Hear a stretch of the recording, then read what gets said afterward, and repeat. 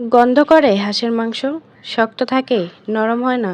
তো চলুন আজকে আপনাদের মাঝে শেয়ার করব কিভাবে রান্না করলে হাঁসের মাংস গন্ধ করবে না, কোন মশলা কখন ব্যবহার করতে হবে, আর কিভাবে মাংস রান্না করলে তাড়াতাড়ি সিদ্ধ হবে। আজকে সেটাই আপনাদের মাঝে শেয়ার করব। তো প্রথমে আমি একটা মশলা তৈরি করে নেব। এখানে আমি আস্ত ধনিয়া নিয়েছি, আদা কুচি, আস্ত জিরা, কয়েকটা পেঁয়াজ কুচি, কয়েকটা শুকনো মরিচ দিয়ে আমি একটা মশলা তৈরি করে নেব। আমার মশলাটা তৈরি করা হয়ে গেছে। এদিকে আমি একটা হাঁস নিয়েছি, পুরোটাই ভালোভাবে পরিষ্কার করে নিয়েছি। এর মধ্যে আমি যে মশলাটা তৈরি করে নিলাম সেই মশলাটা দিয়ে দিব। এ পর্যায়ে আমি একটু টক দই দেব, রসুন বাটা দিয়ে দিব, একটু লেবুর রস দিয়ে দিব। আর হ্যাঁ, এখানে লেবুর রস আর টক দই দেওয়ার কারণে কিন্তু মাংসের যে গন্ধ, হাঁসের যে গন্ধ সেটা থাকবে না।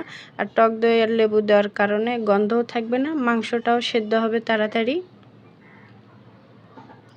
তো সবগুলো আমি ভালোভাবে মিক্স করে কিছুক্ষণ ম্যারিনেট করে রেখে দেব। আমি প্রায় 1.5 ঘন্টার মতো ম্যারিনেট করে রেখে দিয়েছিলাম।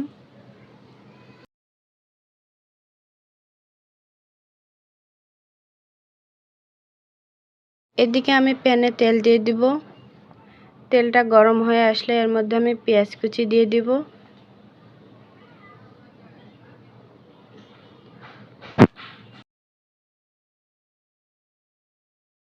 পেঁয়াজ একদম লাল লাল করে ভেজে নিব আমি। দেখতে পাচ্ছেন লাল লাল করে ভেজানো হয়ে গেছে। আমি এর ভিতরে একটু পানি দিয়ে দিয়েছি যেন পেঁয়াজটা আরও বেশি ভেজে পুড়ে না যায়।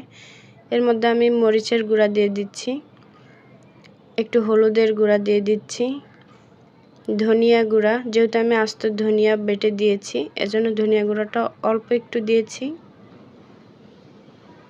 মশলাটা ভালোভাবে কষিয়ে নেওয়া হয়ে গেলে দেখতে পাচ্ছেন তেল উপরে উঠে আসছে, মানে মশলা কষানো হয়ে গেছে। আর আমি যে মাংস ম্যারিনেট করে রেখেছিলাম সেই মাংসটা এ পর্যায়ে আমি ঢেলে দিব। মশলার সাথে আমি মাংস ম্যারিনেট করে রেখেছিলাম সেটা ভালোভাবে মিক্স করে কিছুক্ষণ কষিয়ে রান্না করব।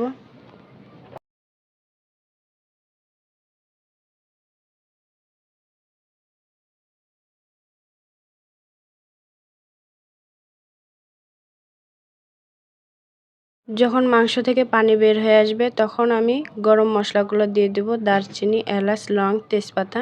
অনেকেই ভাবতে পারেন এগুলো শুরুতে কেন দেইনি। এগুলো শুরুতে দিলে তেলের ভিতর ভেজে নিলে মশলার যে আসল স্বাদটা, আসল গুণাগুণটাই নষ্ট হয়ে যায়। আপনারা চেষ্টা করবেন এই পর্যায়ে দেওয়ার জন্য।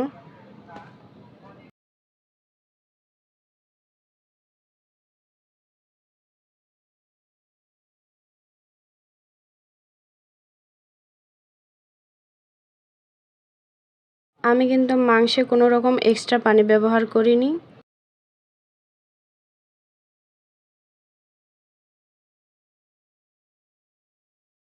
এ পর্যায়ে আমি কিছুটা কাঁচামরিচ কেটে নিয়েছিলাম সেগুলো দিয়ে দেব, আস্ত রসুন কয়েকটা নিয়েছিলাম সেগুলো দিয়ে দেব, লবণ দিয়ে দেব। আর হ্যাঁ, আমি কিন্তু শুরুর দিকে লবণ দেইনি, আপনারা খেয়াল করেছেন কিনা জানি না। মাংস অর্ধেকটা কষিয়ে নেওয়ার পরে আমি লবণ দিয়েছি।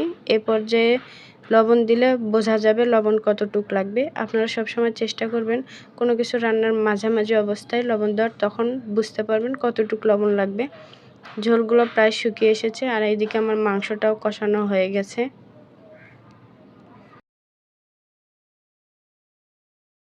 এই পর্যায়ে আমি গরম পানি করে রেখেছিলাম সেই গরম পানিগুলো মাংসের ভিতর দিয়ে দেব।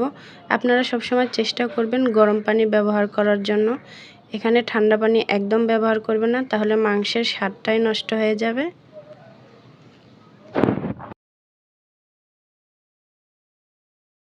দেখুন একদম তেলগুলো উপরে ভেসে উঠেছে। তো অবশ্যই আপনারা এভাবে রান্না করবেন, চাইলে ঝোল আরও শুকিয়ে নিতে পারেন। ধন্যবাদ সবাইকে এতক্ষণ আমার সাথে থাকার জন্য। ভিডিওটি ভালো লাগলে অবশ্যই লাইক, কমেন্ট, শেয়ার করবেন।